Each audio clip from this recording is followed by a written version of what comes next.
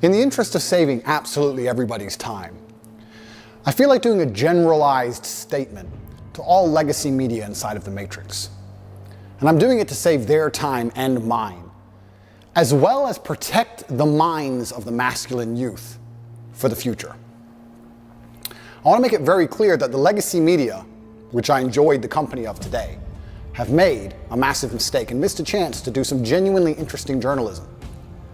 After being unfairly incarcerated in a Romanian dungeon, I thought that even the BBC, in its absolute arrogance and hubris, would be smart enough to come to me after 6 months, being the first interview I gave to the Matrix, and be smart enough to ask questions people were genuinely interested in.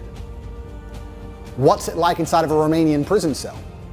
How were you treated? Why was a person's liberty deprived of them for 6 months without charge? How is your mental state post your unfair incarceration? Things people are genuinely interested in hearing. But instead, they came with the same old talking points. And I'd like to address all of these talking points to the Matrix media now to prevent this happening again, because it's a monumental waste of everybody's time. I say things on the internet. I've been making content on the internet for a very long time.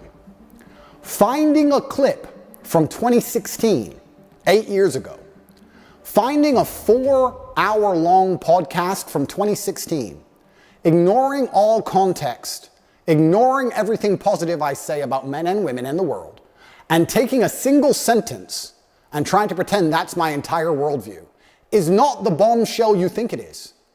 Nobody cares. Everybody understands what satire is. Everybody understands what a joke is. Everybody understands it's the internet. Everybody understands all of these things.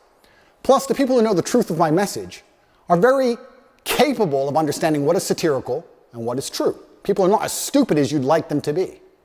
Sitting down with me and missing the chance to have a genuinely interesting interview with genuinely interesting questions that people are interested in hearing the answers to, and instead attempting this attack to get this bombshell aha moment is never going to work. Because one, I'm too smart for all of you. And two, nobody cares. Nobody cares I made a joke 8 years ago, because everybody knows I was joking. And everybody knows the truth of my message. So you're wasting absolutely everybody's time. Worse than wasting everybody's time, what you're genuinely doing is damaging the minds of young men. And I think I have a responsibility as one of the most influential men on the planet to protect the minds of young men and all of the men who look up to me. Nobody, no young man below the age of 30 has any interest in what the BBC or the legacy media say. They don't care and they don't watch it, unless I appear on there. So when I sit across from a reporter who says that having a nice car makes you a misogynist, it's disingenuous. You and also of financial success correct. with a Bugatti and a cigar, but it comes with a side order of misogyny. How does having a Bugatti and a cigar come with misogyny? Because it's all mixed together in what you teach. I find that to be extremely dangerous rhetoric. I find that to be extremist rhetoric. And I think it's very dangerous for young men to think if they work hard for something in their lives, if they dedicate themselves and they're diligent and hardworking and they try hard, that they'll be a bad person. I hate the idea of a world where a man who dedicates himself to excellence so he can enjoy the finer things in life is criticized and ostracized and called horrible names purely because he's been a hardworking male. And I don't like young men hearing these extremist ideas. And they're only going to hear these extremist ideas if they watch the BBC, which is an extremist organization. And they're only going to watch the BBC if I talk to the BBC. So I feel like now that these people have proved themselves to be extremist and very damaging to the minds of young men, I have an obligation to not interact with them very much, because I don't want them spreading their extremist propaganda. We have a men's mental health crisis. Young men are disenfranchised. The suicide rate amongst men is much higher than women, and everybody pretends to care. But when I come along and say, I am a man, I've been a man, I know how it feels to be a sad man and a happy man, and I found happiness through masculine achievement and strength, through working hard in the gym, through dedicating myself, through building a life worth living, through taking care of the people who I love, both male and female, through becoming financially successful, through sticking up for myself, through having opinions, through being a man of honor and courage, when I do these things, I'm ostracized and they're attempting to destroy my life. This goes beyond a few media interviews. They are attempting to put me in jail and destroy my life because I am helping young men. They don't care about men's mental health. They have no interest at all. In fact, the ideas they purport, like I've just explained, are genuinely damaging to the mindset of young men. On top of this, they waste everybody's time because their aha moment never works. Nobody's interested in it, and I destroy them with ease. But my hourly rate is high. It's not very fun for me to do. I just do it. It has to be done, but I don't particularly enjoy it. I allowed you into my home. I'm doing you a favor, giving you the first interview I'm giving to the public. You don't come here with a position of authority. You're not the police. I don't respect the BBC. I don't know you. You do not come here with a position of authority over me.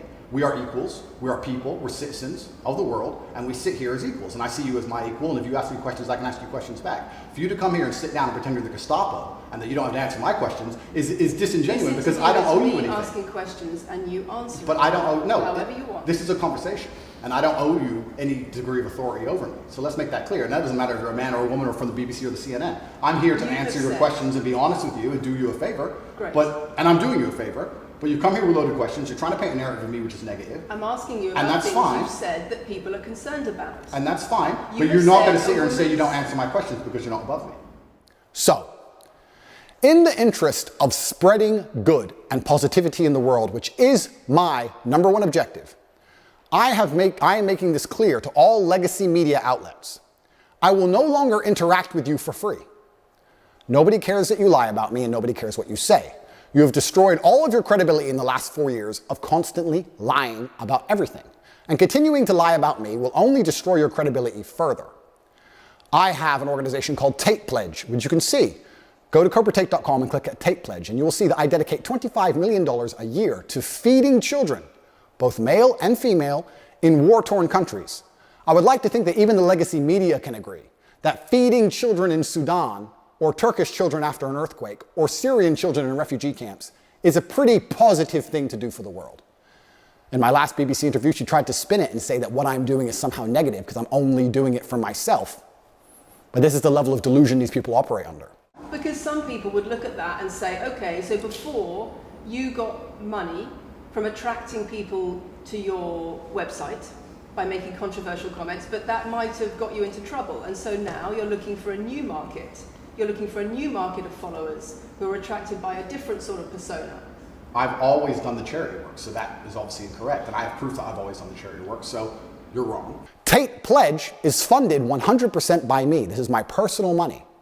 But I believe if the legacy media is intent on spreading hate, intent on spreading extremist ideologies, which it seems they are, not only the extremist ideology that men shouldn't work hard, but also a bunch of other ones, which I don't need to mention because most thinking people understand what the legacy media is trying to purport on not only the population, but the young children of the world. And what they are trying to push is far more damaging than me saying you should go to the gym. Therefore, I no longer have any interest with interacting with the legacy media for free because I don't want their extremist views shown to young children without doing some good for the world. My fee from this point onwards is $50,000 and a box of chocolates.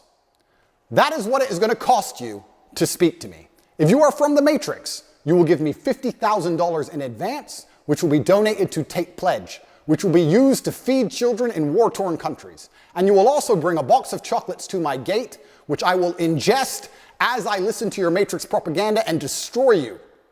Because I deserve chocolates if I have to put up with you. I'm an extremely successful man, and my time is valuable. And you're wasting mine, yours, and everybody else's. So if you're going to come along with your extremist ideas, I would at least sleep better at night if you were feeding some poor, innocent children somewhere in the world. But you have no interest in doing any good for the earth. You're only interested in spreading hate, unlike me who wants to do good things. So, post my BBC interview, I've been contacted by the New York Times, CNN, the Clinton News Network, all of them. And they're all desperate to interview me because they understand the number of views it will get. I want to try now, I want to try now. And they all want to try a different version of the same aha moment. Not understanding, because they're completely detached from reality, that it's not an aha moment and nobody cares. They're not interested, they're not smart enough to look at the board of the chessboard and say, this isn't going to work. Let's ask him questions people actually care about. They're not that smart. So if you want to waste your time and mine, that's what it's going to cost you. $50,000, I managed to procure meals at around 80 cents each, so we'll feed over 60,000 children for wasting an hour of my time, plus a box of chocolates.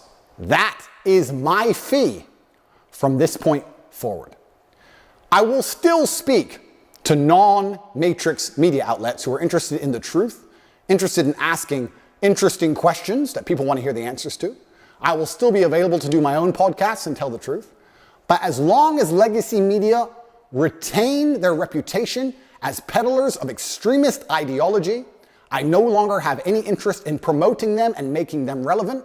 It's better we allow them to become irrelevant, which they are doing, through their own dishonest actions. I will no longer interact with any of you for free ever again. So, to the 64 journalists who have emailed me so far since the BBC interview, do you have $50,000 in a box of chocolates? Because I'm not interested in speaking to you for any other reason. I actually think I'm being quite kind only charging 50 grand. I should charge 200 grand, but I'm a nice man. And $50,000 will still feed a lot of children. I promise any legacy media outlet that pays me the fee can have an interview. And I also promise to provide full accounting and receipts to prove that that money goes directly to charity, to feeding children in war-torn countries. But I will no longer allow the matrix propaganda machine to infect the minds of innocent children by using my relevance to achieve interviews and get views they would never normally get to spread hateful propaganda. If you can't afford me, you're going to have to go back to just lying about me without speaking to me. Because God knows the truth, I know the truth, most of the world knows the truth, and I genuinely believe that Allah is the best of planners, and whatever happens to me, regardless of whether I am martyred, regardless of whether they put a bullet in my brain, I know what I have done is good for the world, and the things I will do will continue to be good for the world. Get your checkbooks out, or don't email me at all, because there will be no compromise. I don't care what you try and do and say to goad me into an interview. You can lie about me all you want. It's what you do already. I'm not afraid of your lies. It's going to cost 50 grand plus a box of chocolate.